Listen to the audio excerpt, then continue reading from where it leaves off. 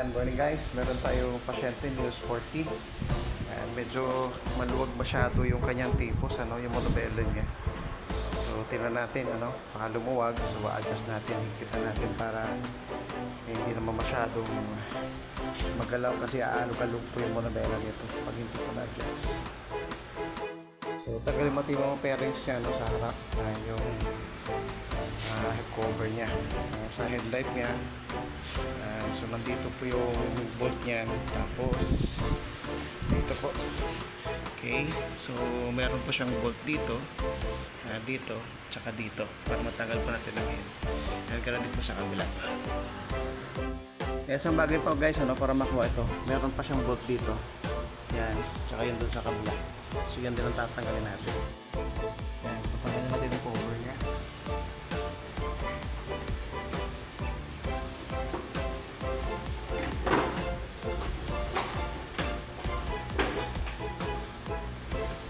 Tapos tanggalin po natin ito. Yung pinakasagat ng headlight para hindi po masira yung harness niya, yung wire, yung valve.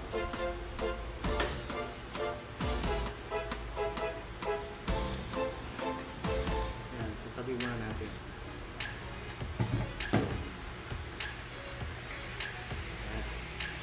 So sa ito yung naging problema, loud siya, Yan. So, tanggalin natin ang pinaka monobela niya, So, gawin natin ito. Tapos natin yung monobela, ilulugan natin po na yung bolt niya. Okay, try natin. Okay, para hindi na tayo magbaklas itong ibabaw.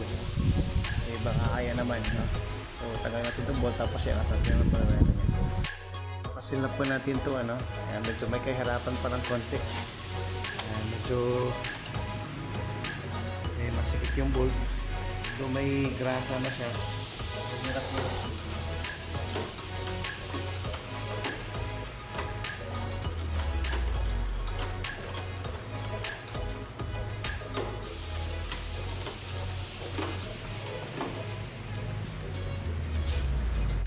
Ayan, so okay na. Natanggal na natin ang bolt niya. Ayan.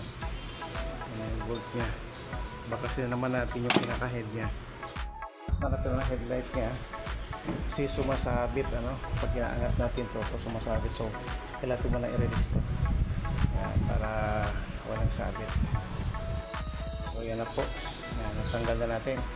So iluluwagan na naman natin to. Yan, tapos lalagyan natin ng washer dito. So dapat hindi ganito, kaya lubuluwag siya.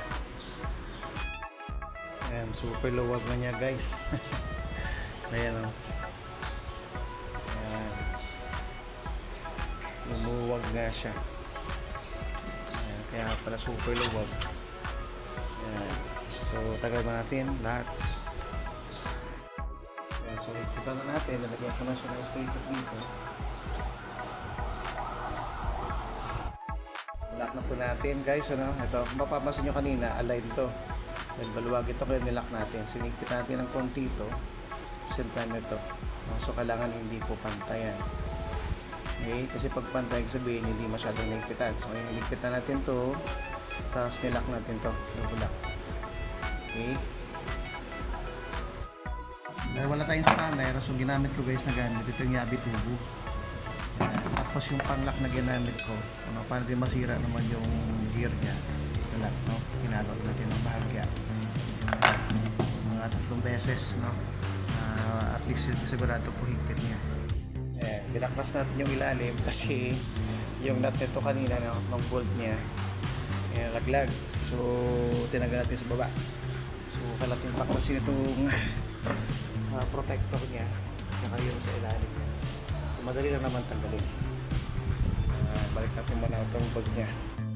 So okay na, nakikita na natin check na rin ng monobela. So balik naman natin ito yung mga connection, mga cables niya. Okay, para masubukan natin.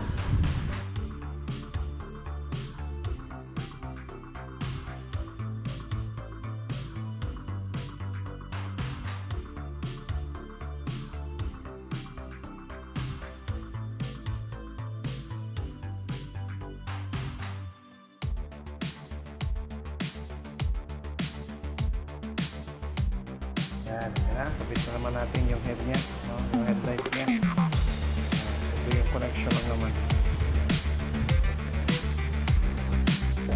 Atin naman pong kakabit yung front cover niya. So, very simple lang naman. Ano? Ito yung socket niya. Again, yung bolt na